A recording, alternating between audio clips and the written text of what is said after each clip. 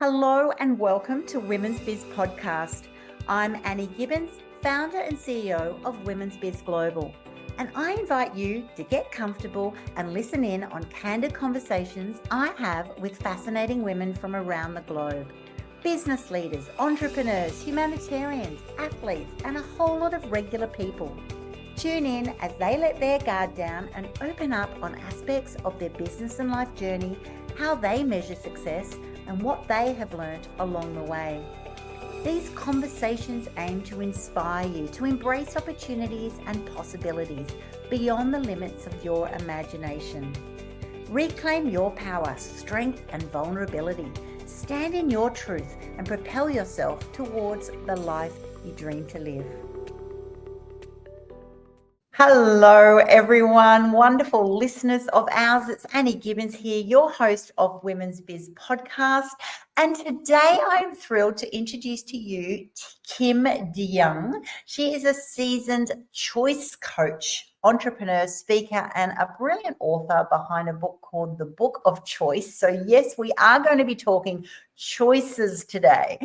Kim has a wealth of experience, 2 decades of experience at the forefront of coaching creative and visionary entrepreneurs. And it's mainly around guiding them to make choices that turn their ideas into reality. What a great topic we are going to talk about today. All about helping you find your true happiness, because we're going to be making sure that we make choices that are going to lead to an empowered future. Oh, I'm all about that. Welcome to the program, Kim. Thank you. So glad to be here with you. I'm thrilled to have you here today because I love the topic of choices. And so that's what you have sort of created your whole coaching platform around. So can you share with our listeners a little bit about, well, what do you do? Why is it so important to talk about choices? Yeah. It's funny. I have been doing this work about a decade now, and I often feel like I was given the best gift, like I divinely downloaded an idea that caused me to begin doing a lot of stuff around choices that we can talk more about. But essentially, I just believe that there is great power in being thoughtful and intentional about our choices, and that when we do that, everything changes.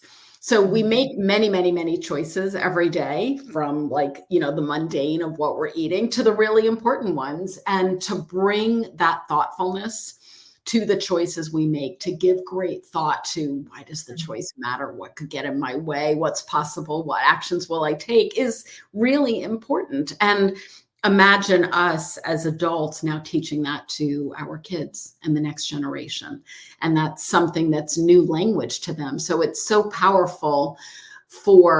It's one thing for us to know it. It's also another thing to give that information and insight to younger people as well.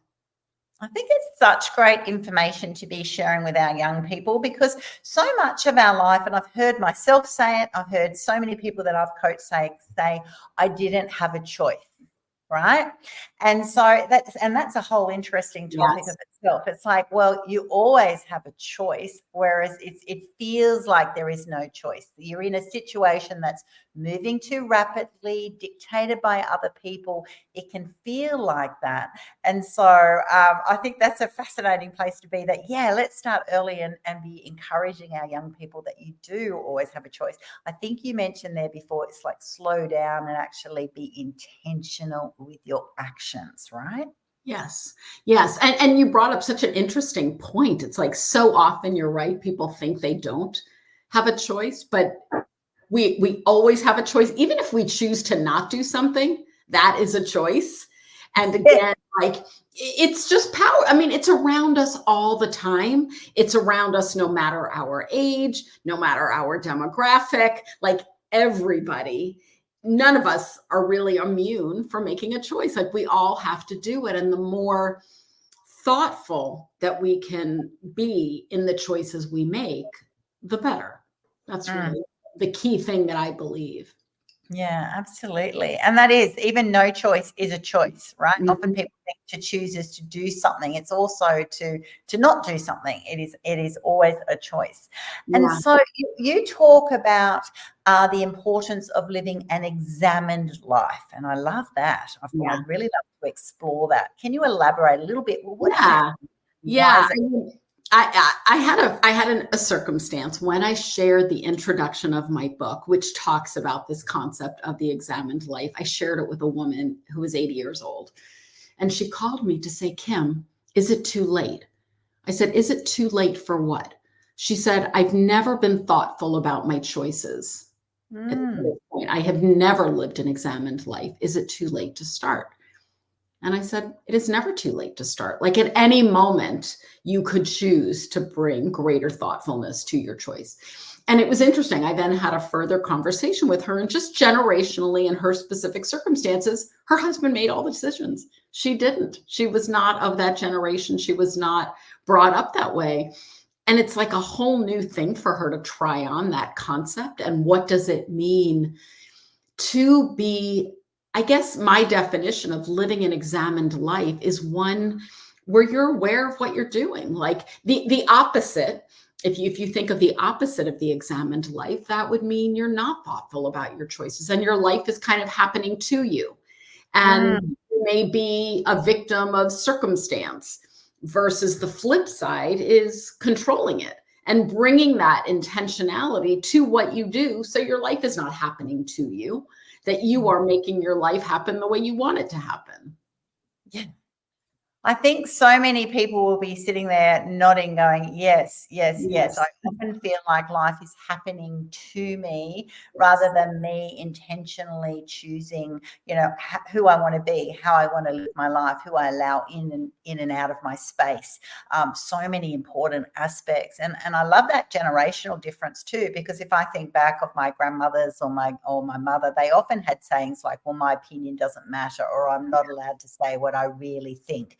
And things like that, which preface that sort of that generation, that it's kind of like, well, we are, if we're coupled up, and the man is leading, we are making choices based on that. So it can feel like very much life is happening to you. For those people, like that lady that you spoke to, it must be such a confronting, exciting, even if it's getting done at age 80, but scary for someone who's never really thought, gee, I actually have this much control, and this is how many opportunities I have every day to be intentional with my actions.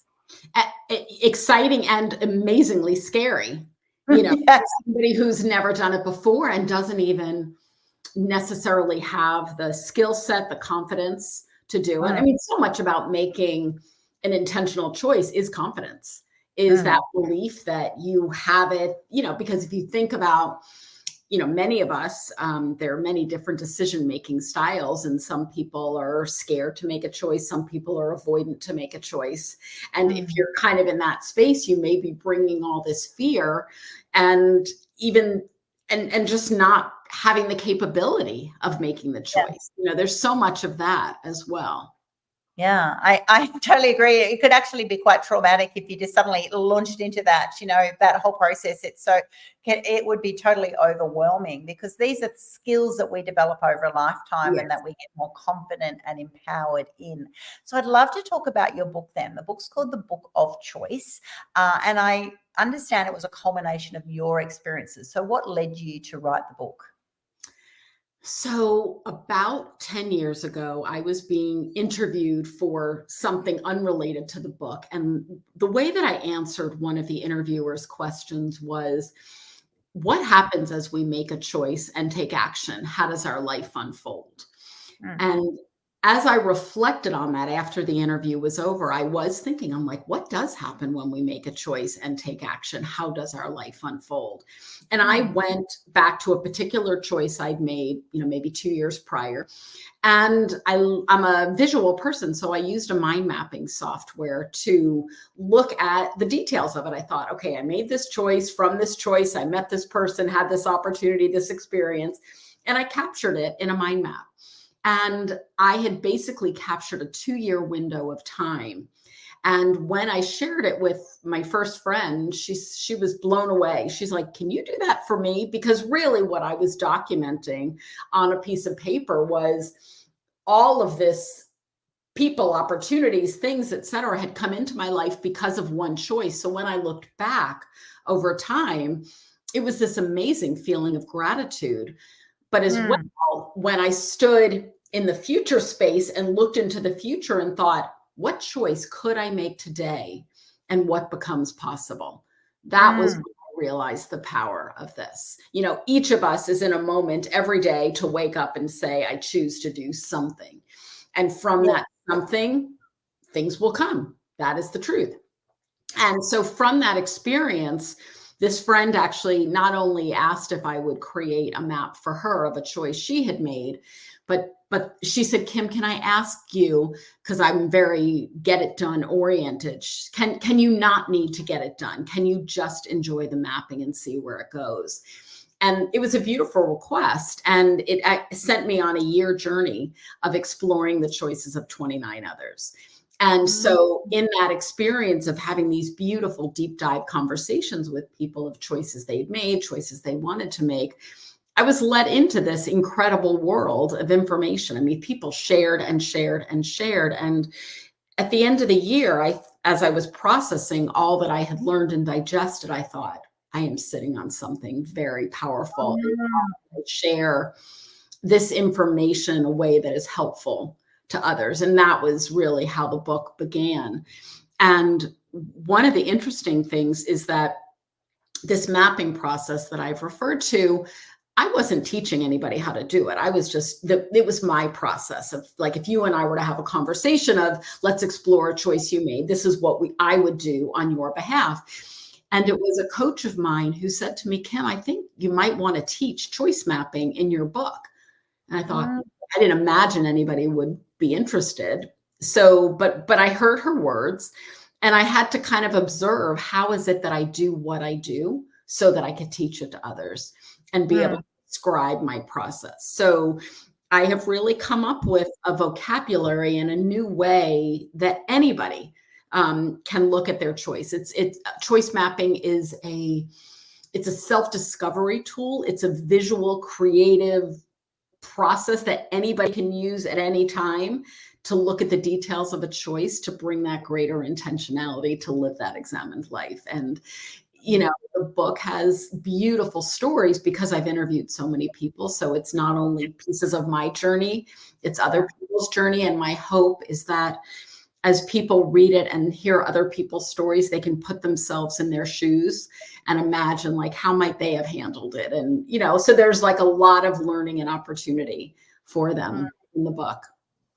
I do love books that have got stories from a variety of people because it really just allows you to connect into so many different sort of spaces and different perspectives. Yes. Also how we process things. So congratulations to you. I also love this whole process and being a business podcast as well. It relates very much to funnel thinking and actually just sort of unpacking all of the potentials, for example, you're actually, going ahead of time and imagining if I do this and then this and then this and then this, then, it allows you to layer and then have that insight, makes you a lot more aware of those choices and where they will lead, and I've sort of done that in a whole variety. I'm just listening to you thinking, well, when I left my last CEO role, other people thought I would go in a different direction, whereas I actually went, no, I'm making a choice to work in my own business because it then gives me flexibility. It then gives me time with my granddaughters. It gives me time to travel with my husband,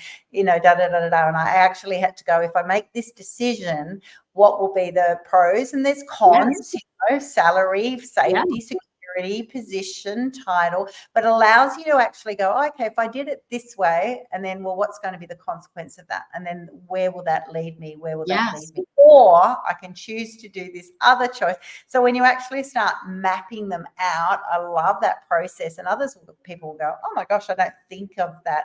But when you do it, which we do in business all the time, we'll go and say, okay, we'll get a person to sort of approach us in a certain way, and then they'll go through a different route. But if they choose not to respond, we'll then follow them up with a different flow, so it's kind of that flow thinking. I think it's such a fascinating topic.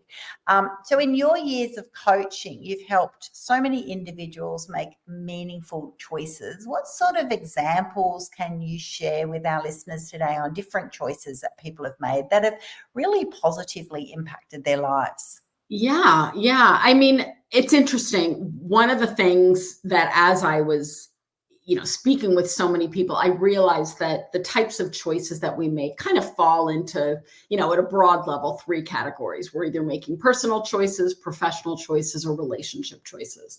So examples of a personal choice might be, I choose to work with a new coach, or I choose to embark on a self-care regimen. I choose to reconnect with somebody from my past. That could be a personal choice. Professional choice could be, I choose to leave a job, start a job. I choose to go out on my own. I choose to set better boundaries with my boss. I mean, they could be very broad or quite small. A relationship choice, again, big level. I choose to start a relationship, end a relationship, or I choose to, let go of this toxic relationship, that kind of thing, all levels of it. And I've gone the gamut of all of them with many people. And I've done the combination of both looking back at choices that people have made, that there may be both healing, maybe their shame and forgiveness with regard to past choices that people want to embark upon, or they may have made a past choice that they feel really proud of. And how do they bring some of the qualities of why they feel proud into a current choice that they're making? So there's so much to learn from looking back. And I think when people have the courage to look back or look forward with true vulnerability and honesty, it's an opportunity for them to be their own coach. I mean, that really is the truth. I mean, if we as coaches believe that our clients have the answers, that we all have our own internal answers, it's just a matter of digging and getting a little deeper. And this process allows you to have your own internal Q&A with yourself. So once you've defined what the choice is, I choose to leave a relationship, and you begin having this question and answer of, why does it matter? What am I scared of? Like all of the components, and you dig and you go as deep as you can and or want to go. That's where the jewels are for you, and really the wisdom, so that, you're making a choice that just you feel confident about, and you feel good that you have made the best choice for you. You mentioned the word vulnerability, and that is so true. You do have to be very vulnerable to be able to go on this journey, because it requires you really reflecting on big decisions that you have made, and ones that you might feel embarrassed about, guilty about. It's confronting, but to go through that hard work and that uncomfortable space, you're going to come out the other side with so much more self-awareness, so much more intent to make better choices moving forward. When you've worked with so many different people, have you felt or observed some commonalities with the process, that once people go on this process, there is a common thread that happens? Or have you actually noticed that you've learned some amazing things about people that you wouldn't have expected? Well, 100% to the second part of the question. I always learn something unexpected, and I always embark on each conversation totally unattached to what will come out of the exploration, yet knowing there's magic that will come. I mean, every time, for more than 100 mapping experiences that I've had, as each person opens themselves up to kind of go deep, they always learn something about themselves that they didn't expect to learn, just based on following the questions and answers and that. To the first part of your question, which was, are there common themes? I think there are. I think, people are naturally, if you take the first part of the process, which is why does the choice matter? And let's imagine you state A, B, and C of why the choice matters. There is no doubt there are fears that are going to get in your way. What could block you from making that choice? And it could be, that you are scared of making the wrong choice. You are scared of disappointing someone. Maybe you have a history of having made bad choices and you just don't have that confidence in yourself. You may think, who am I to make that choice? All of a sudden, a lot of limiting beliefs begin to show up. I mean, we're all quite human. And I have talked with, seasoned CEOs to 20-year-old kids. There's a version of all of that in all of us. The truth is, we're none of us are immune to having fears, and none of us are immune to having limiting beliefs. If we've been at this longer, we may be quicker to see it, quicker to resolve it, but we all have a version of it.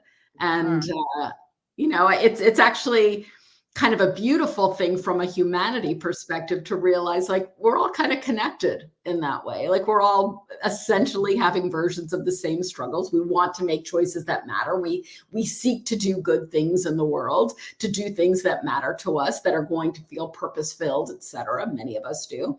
And yet we're human, and there's things that hold us back from doing that. And how do we push through? How do we deal with our demons and our stuff? I mean, it's we all have that. Exactly. My experience is exactly true that, we all have those moments. It doesn't matter how confident people look in some spaces, there'll be areas that they're not confident. An example would be, I've been a CEO for a decade and I've had an amazing career journey. So many aspects you go, Annie looks so comfortable. But I remember when I made a choice to go and do Everest Base Camp and the high passes. So suddenly I'm going to be doing a 19-day, altitude snow trek with my husband, and so we then had to make the choice to book into it, but then also make the choice of training. Suddenly what's the fitness required to be able to do something, and then it was the choice of what kind of training, and then that choice every day of, am I going to show up when no one else is watching? Am I going to actually do the hard yards? And then all of those, suddenly the mindset things of my attitude to sport in the past and my commitment to it. And, it's so easy when you start falling off the wagon a little bit, which we will in whatever scenario we're talking about. There'll be things that will activate, and then there'll be voices in your head of people going, oh, she's never going to be able to do that. Or, things like that. It's amazing what unravels when you just decide, make a choice. And it was a choice some days to not do the training, and then be able to imagine the consequences. And so I love this process, this discussion, because I'm imagining it in so many different sort of spheres that in some ways you go, yeah, that was a wrong choice. I'd make a better choice now that I think about it. And other times, whenever you're pushing yourself and you're growing, you're going to be in places that you haven't experienced before, or that might trigger things that you're not expecting, and they can be a surprise to yourself. Yes. And to that point, I don't think anybody goes into a choice to make a bad choice. Yet No. There will be times we don't have the information, the confidence, the wisdom, whatever it is. And, if you were to look back at that choice, years back, and you're like, God, if I had my wiser self, I might have done it differently, as we all could probably say about choices that we've made. And Yes. how to move forward. I had a mentor years ago who was very impactful for me. What I remember, I was in my early 20s and I had a professional decision to make that I did not feel capable of making. And I said, I'm not old enough. He said, you're right. You don't have 10 years on you. He said, but you have to make this decision with who you are today. And then you will use that information for tomorrow's decision. And it was honestly the best advice I've ever received. It supported me to make decisions much more quickly, because I realized if I became the bottleneck in any one decision, I was the one stopping my life. And I could just make the best choice I could in the moment. And as the mother of 3 young 20s, I tell them that all the time. I'll pro and con everything that they're going through with them, but they've got to make the choice, and they've got to live through the ramifications, the consequences, to learn from it. That's life. And that's life. There it is. We'll all look back on different relationships, different career choices, so many, like every aspect of your life, and go, wow, with this, hindsight's a fun thing. But I agree with you. No one goes in and makes a choice thinking that this is going to be a bad choice. We have to, there's always risk, there's always learning about ourselves. Yeah. Some things could have felt like a good idea at the time, and we just didn't realize all what it actually entailed. There can be some variables. There's many people who've made choices, pre-COVID or during COVID with decisions, even in real estate, cost of living prices now coming back to bite people. There's always so many things that we just have to learn and grow through, which will then affect us. So is the main thing that you have found is people need to be just slow it down and become more thoughtful and strategic in their intentionality, or is there another main ingredient there?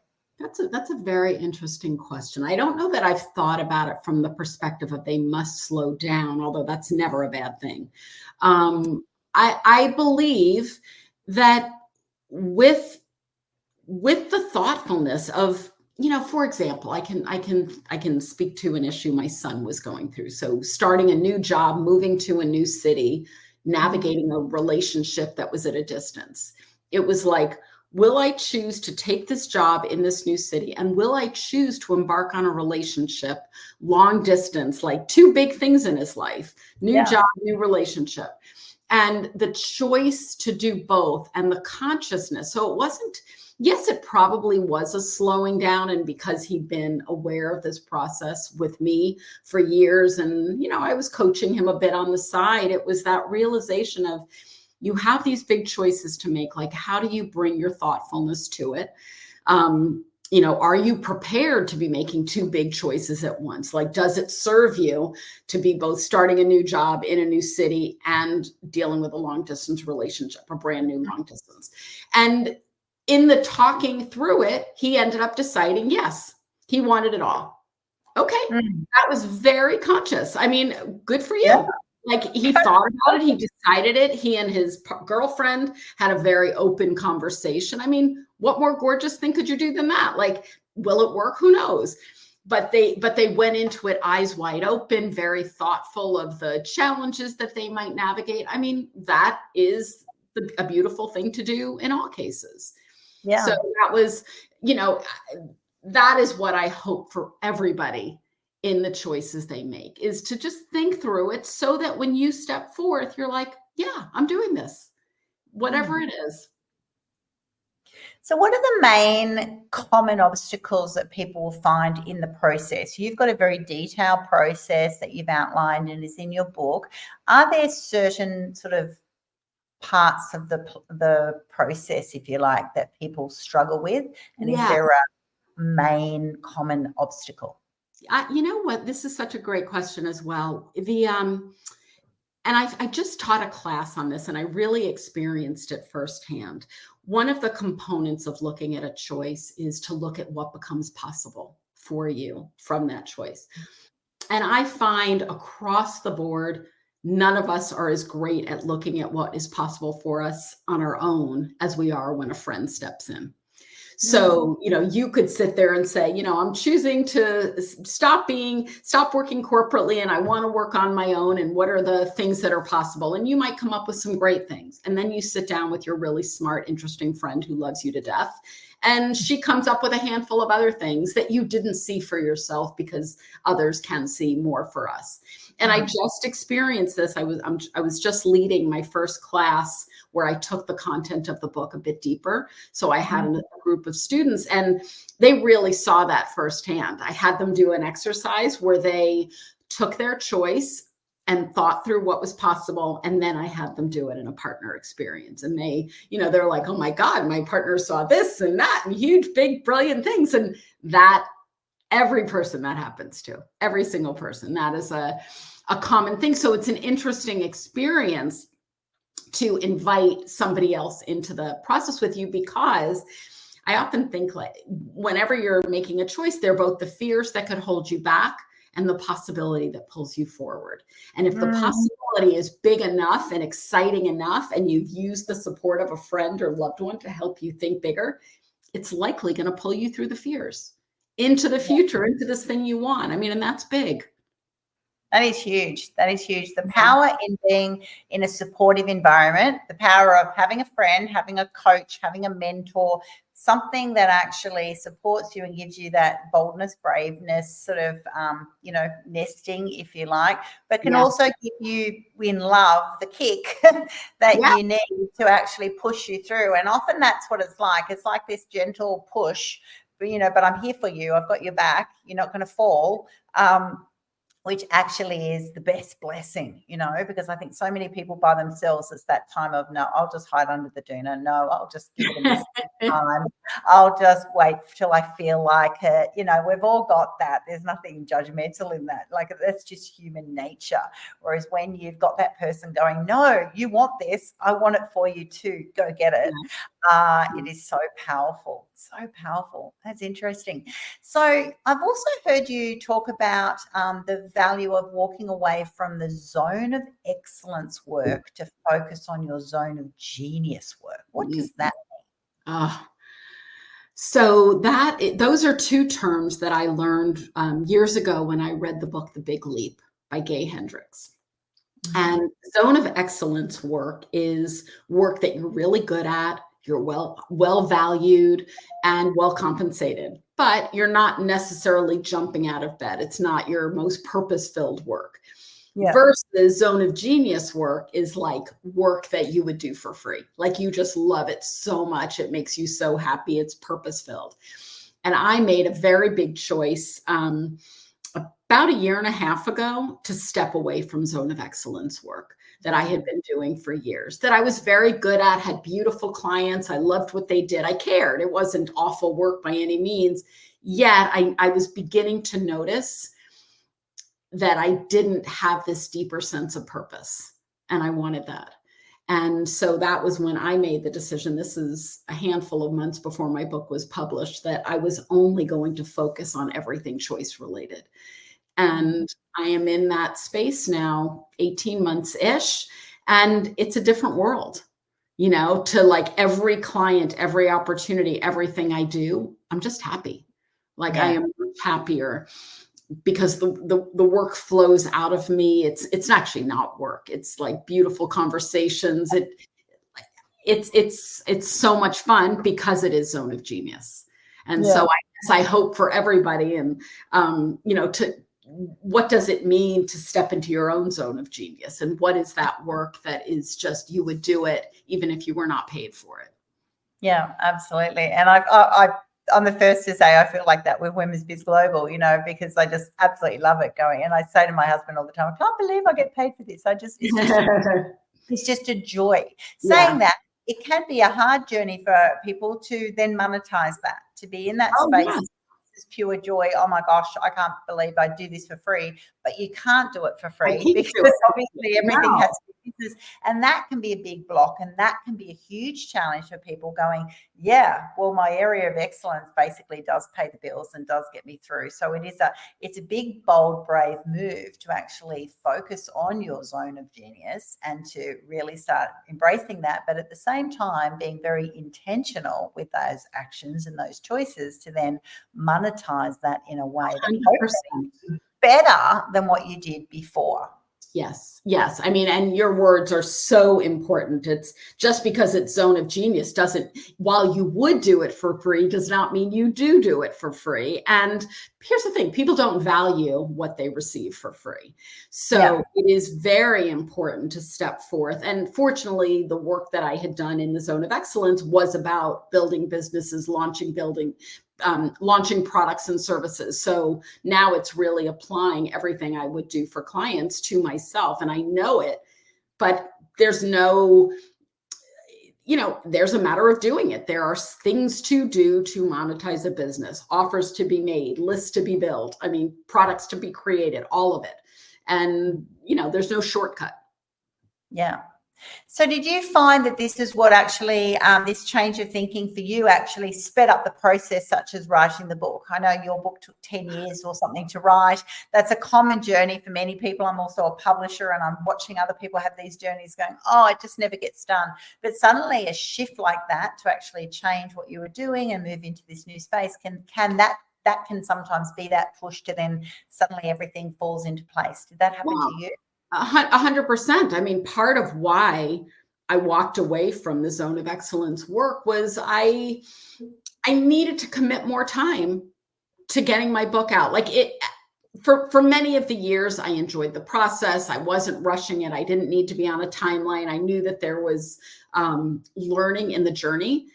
But as I hit last year, I was like, okay, I'm done already. Like the book needs to be out. I need to move on with this part of my life. And I couldn't fully get it done properly with the other work. And I just made the decision, I'll do whatever it takes to get that book out there. I self-published. I learned everything I needed to learn, and I did everything I needed to do. And I put, kind of my get it done energy into that. And, all the while building a platform. I knew that if I were to go with a publisher, I had to build a platform for the publisher. So I might as well build it by myself, and, began to just methodically do all the things that one needs to do. And I continue doing it. And there's a never ending to-do list of things, but they're born out of love now. Like now there's a different quality, because every idea that I have, every service product that I offer, every partnership that I'm in, there's something rooted in it that's really, it's just based in something that feels really good. So that's an important piece for me. Oh, fantastic. And just to finish up, I'm just loving this conversation today, and I'm hoping our listeners are like, yes, this is just so fascinating. I want you to start thinking about the choices that you made today, yesterday, over the past month, and really start tapping into this whole concept. We would love, of course, your questions in the chat wherever you're watching, whether it's if you're on YouTube, Facebook, LinkedIn Live, or you also might be listening in via our platforms. Definitely shoot us a question, a comment, any of your feedback. Definitely reach out if something is resonating with you here. I'd love you to close just by sharing, well, what have you learned most about yourself, Kim? I have learned that when something matters to me deeply, that I put all my energy into it and I make it happen, and that nothing will stop me. And that has been a very powerful lesson. The secret to be unstoppable is to actually become 100% focused in your belief of yourself, right? To start backing yourself, to just launch in intentionally and be committed. Absolutely fantastic. Yeah. Thank you for being such a fantastic guest on our show today. I've really enjoyed our conversation, and I know our listeners will have as well. Thank you so much. I loved it. Thanks so much for tuning in to this episode of Women's Biz Podcast. I'm Annie Gibbins, founder and CEO of Women's Biz Global. And if you would like to fast track your future success, pop on over to womensbizglobal.com, where you can find out how our coaching, media and publishing opportunities are helping women just like you to become and be seen as the trusted authorities in their niche. Inquire today and start reining in the abundance you desire.